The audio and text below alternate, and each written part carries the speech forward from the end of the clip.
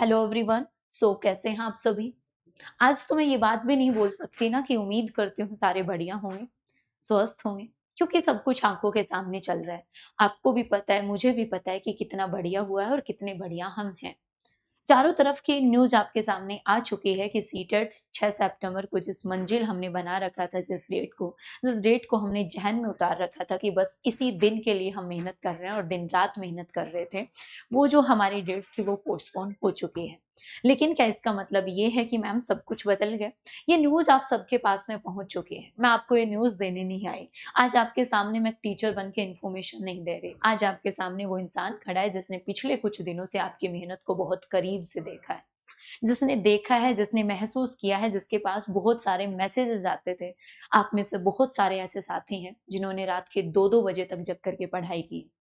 किसी साथी ने नौकरी से घर आने के बाद थके-हारे होने के बाद में भी क्लासेस लगाई हैं। तो कोई ऐसी भी माँ है जिसने अपने बच्चे को सुलाने के बाद में अपनी किताब खोली है। ये सब आप लोगों के संघर्ष की कहानियाँ हैं। उस आपके संघर्ष में हम भी साथ थे। हम भी उस दर्द को फ़ील कर सकते हैं दोस्तों। लेकिन अभी हमारे सामने वो सिचुएशन है कि एक इंसान मंजिल के बहुत करीब चला जाए और वहाँ जाने के बाद उसे इन्फॉर्म किया जाता है कि अभी नहीं। और उस मोमेंट पे हम सबको ही ये लगेगा, हमारी जगह कोई और होता तो उसे भी यही लगता, किसी अलग तरीके की सिचुएशन होती तो भी यही लगता कि सब कुछ खत्म हो गया। आपको भी लग रहा होगा, आप भी परेशान होंगे। तो परेशान होना स्वाभाविक है, उदास होना स्वाभाविक है, इमोशंस हैं वो इंसान के निकलेंगे। अगर आपको भी ये लग रहा है सब कुछ खत्म हो गया, तो बस मैं आपको ये बताने आई हूँ कि हमारा सब कुछ खत्म नहीं हुआ। जब ये दिमाग एकदम घूम चुका होता है, एट अ टाइम जब कुछ सुनते हैं, तो ये हमें यही बोलता है सब कुछ खत्म हो गया, लेकिन एक्चुअल में सब कुछ हमारा खत्म नहीं हुआ। हमारी मेहनत वेस्ट नहीं हुई है। बस आज हमें ज़िंदगी ने नींबू दिया है और हमें उसे नींबू से नींबू पानी बना करके अपने आप को एन्जॉय करना है। क्योंकि एक छोटी-सी कहानी बताती हूँ दोस्तों, एक किसान थे, जिन्होंने अपने खेत के अंदर बहुत मेहनत की, जुताई की, बीज बोया, पानी दिया फसल में, फसल की बहुत प्रॉपर केयर की। एक रात वो सोच कर के डिसाइड करके सोता है कि सुबह उठ के मैं फसल काटूँगा और आखिरी उस पड़ाव पे हैं कि अब तो फसल कट के घर आ जाएगी और बहुत खुश होकर के वो सो जाता है।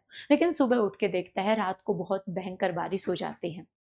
अब तो कटाई नहीं हो सकती। उसका बेटा परेशान होकर के कहता है कि पापा अपनी तो सारी मेहनत बर्बाद हो गई। तो उस बाप ने मुस्कुराते हुए कहा कि बेटा मेहनत कभी वेस्ट नहीं जाती। बस हमारी फसल कटने की जो तारीख थी वो चेंज हुई है। मेहनत आज भी वही है। तो सेम हमारे साथ है दोस्तों।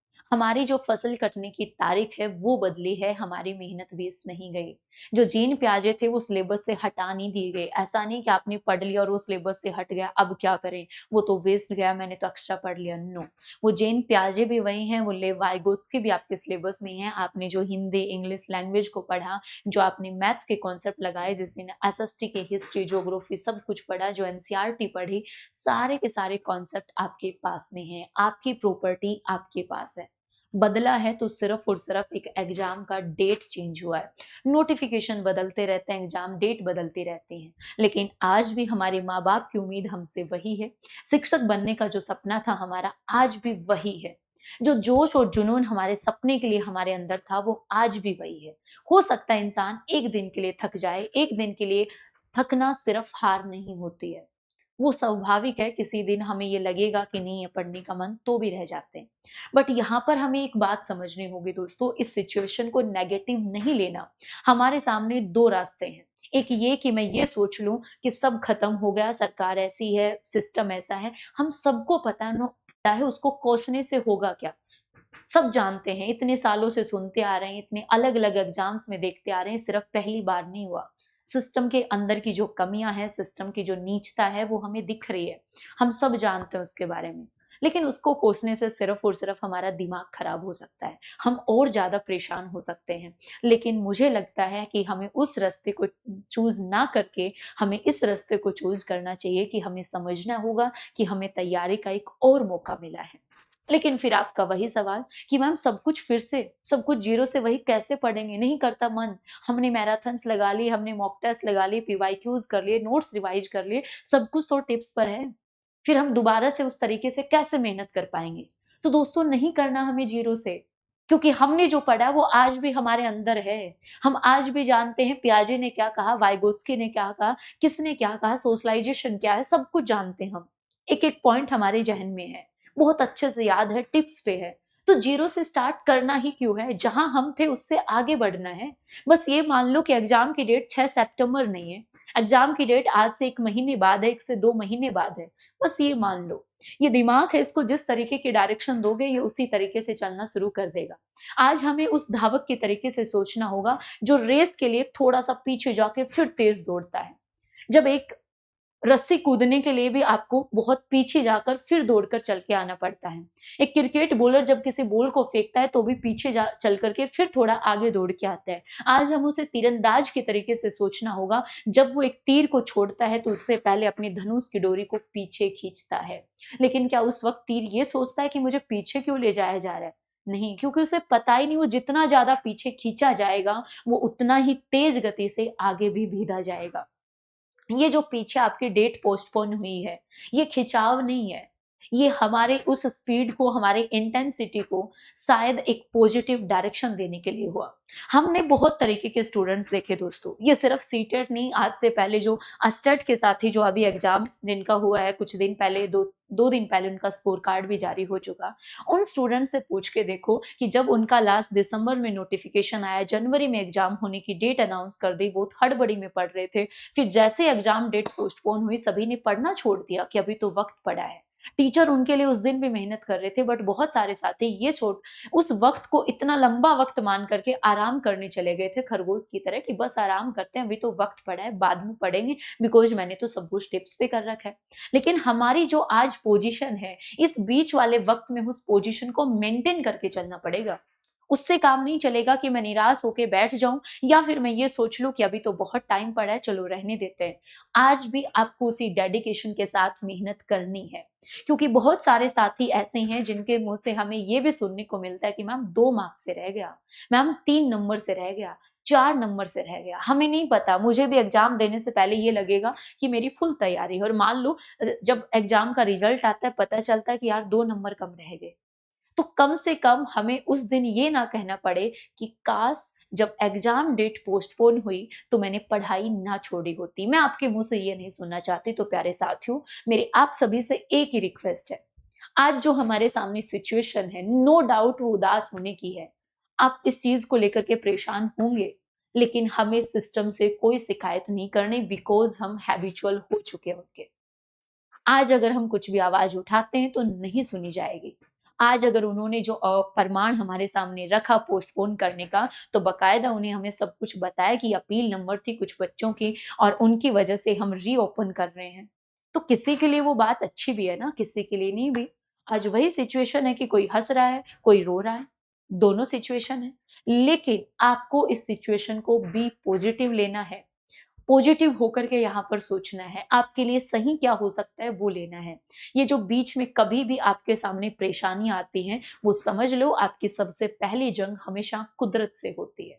कोई भी आपको अगर आपके हाथ में थमा रहा है तो पहले वो ये ज़रूर देखता है, यार ये चीज़ मेरी है, ये इसे अच्छे से सँभाल पाएगा या नहीं सँभाल पाएगा। तो कुदरत भी ये देखती है कि अगर ये इस सपने के लिए कोशिश कर रहा है, तो क्या ये सपने को, अगर मैंने इस चीज़ को, ये चीज़ इसे प्रोवाइड करवा भी दी इस पर्सन को, तो इसे सँभाल पाएगा या नहीं?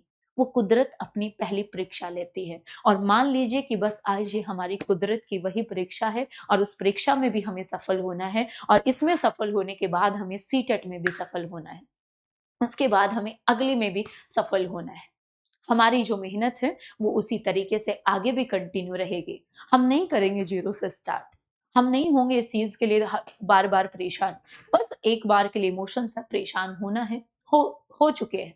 लेकिन फिर भी समझने की बारी है।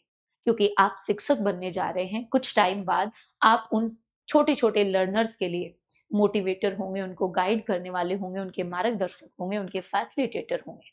जब उनके सामने कभी ऐसी कोई परेशानी आएगी, तो आप उस दिन इस तरीके से नहीं सोच सकते।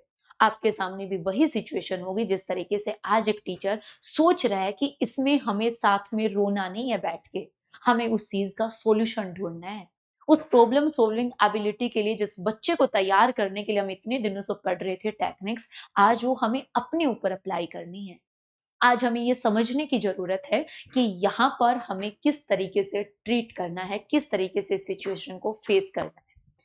ये नेगेटिव माहौल नहीं है, सो टेक इट पॉजिटिव, मेहनत करो, आगे भी करो, जितनी आपने की है, जो आपने पढ़ रखा है वो वेस्ट नहीं गया, वो हमारे पास अभी भी है, हमें उसी को आगे कंटिन्यू करना है। आगे के क्लासेस मैम फिर कैसे होंगे, क्या कुछ होगा, बस आप 2 दिन का टाइम लें, आराम से माइंड को रिलैक्स करें, उसके बाद मैं कल आपको वीडियो में बता दूँगी कि हम आगे के लिए कुछ डिफरेंट करने वाले हैं। हम इस तरीके से नहीं पढ़ेंगे, मैं आपको सेम चीज़ें नहीं पढ़ाऊँगी दोबारा से, लेकिन ऐसी कौन-सी चीज़ें हैं जो हमें पढ़ते वक़्त बोरिंग भी ना लगे कि यार ये तो पढ़ लिया, ये तो आता है मुझे, ये भी ना लगे और वो पॉइंट्स हों जो हमारे एग्ज़ाम तक हमें लेके जा सकती हैं। जो छोटे-छोटे वीक एरियाज़ हम ये सोच रहे थे इस 5 दिन में ये भी पढ़ना है, बाप रे बाप! ये भी पढ़ना है। तो बस ये सोच लो कि वो जो हड़बड़ी थी, वो दिल में जो बेचैनी थी कि कैसे कवर होगा, कैसे होगा सब कुछ, मैंने जो डर लग रहा था, आज वो डर दुःख में बदल गया। तो सोचो कि वो जो वक़्त मिला उसमें दुःख में बदलने की बजाय हम इसे पॉजिटिव तरीके से लेकर के उसे खुशी के माहौल से शांत मन के साथ उन कमियों के ऊपर काम करें और अपने उस लक्ष्य के लिए एक बार फिर से मेहनत करें। तो आज जहाँ कहीं भी हैं, उससे आगे हमें अपनी स्पीड को और ज़्यादा वो करना है, जो हमारी पोज़ीशन थी उसको बेस्ट करना है, हमें आज अपनी तैयारी को अनबीटेबल बनाना है। सिर्फ़ इतने से काम नहीं चलेगा। सो दोस्तों, जैसा भी आप आज फ़ील कर रहे हैं, अभी तक आप उदास थे, जो भी थे, ठीक है, हम भी आपकी तकलीफ़ को समझ सकते हैं क्योंकि सिर्फ़ और सिर्फ़ आप ही नहीं, आपके साथ मेहनत हम भी कर रहे थे। हमने भी वो सारी चीज़ें की हैं, रातों जग करके आपने भी काम किया, हमने भी काम किया। आपको भी प्रेशर था कि क्या आएगा एग्ज़ाम में, कैसे करना होगा, हमें भी था कि क्या कुछ बेस्ट कर सकते हैं, क्या होगी बच्चों के सामने ऐसी प्रॉब्लम जिसका समाधान हम पहले से कर पाएँ। हर टीचर इन चीज़ों के बारे में सोचता रहता है।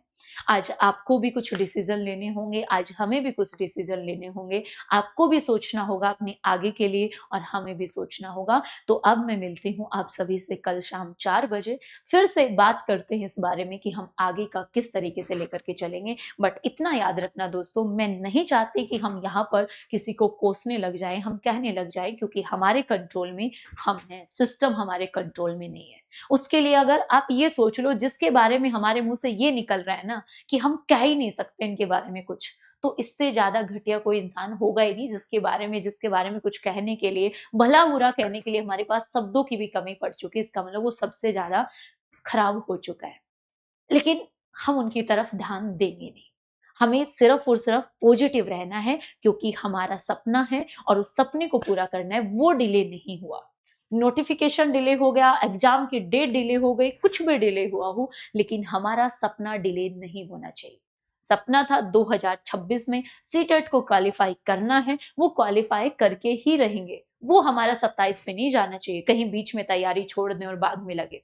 सो आप जैसा भी फ़ील कर रहे हैं, जो भी आपकी भड़ास है, कमेंट बॉक्स में निकालिए, कोई दिक्कत नहीं है, बस इस दिमाग के अंदर मत रहने दीजिए क्योंकि जिस बात को हम जब आप एक बीज को उगाते हैं, तो आप उसके ऊपर थोड़ी-सी मिट्टी डाल देते हैं और मिट्टी डालने के बाद वो पौधा निकलता है। तो आज हमें वो फ्रस्ट्रेशन अपने अंदर लेके नहीं जानी है, दबानी नहीं है, फिर बाद में कहीं वो दूसरे तरीके से नेगेटिव वे में बाहर निकल के आए, नहीं। जो भी मन में भड़ास है, निकालो आप। लेकिन हम आपके साथ पहले भी थे, आज भी हैं, सिचुएशन कैसी भी रहे, आपके साथ खड़े रहेंगे, सपना मिलकर के पूरा करेंगे, उस मुकाम तक जाएँगे। जब कर लिया तुमसे वादा, तो फिर हर वादा निभाना है और जब तक ना मिल जाए मंजिल, हमें बस यूँ ही साथ मिलकर मेहनत करते जाना है। थैंक यू सो मच दोस्तों एंड बेस्ट ऑफ लक। आगे उम्मीद करती हूँ कि आपको मेरी बातों से कुछ एक पॉजिटिव डायरेक्शन मिली होगी, आपको लगा होगा कि हाँ, हमें समझने की ज़रूरत है यहाँ, तो आप ज़रूर उसके ऊपर कोशिश करना। जो हमारे सामने आज सिचुएशन है वो बहुत अच्छी है। लास्ट में हम यही कहना चाहेंगे कि मौका मिला है हमें हमारी तैयारी को और मजबूत करने का और इसी बार अपने उस क्वालीफाई करने के लिए, अपने सुनिश्चित करने के लिए सीटेट को। So thank you so much दोस्तों। मिलते हैं कल 4 बजे एक बेहतर प्लानिंग के साथ। आपका भी कोई सुझाव हो तो दोस्तों कमेंट बॉक्स में ज़रूर देना। जैसा भी आप फ़ील कर रहे हैं अपने इमोशंस मुझे ज़रूर बताना and thank you so much. मिलते हैं कल 4 बजे।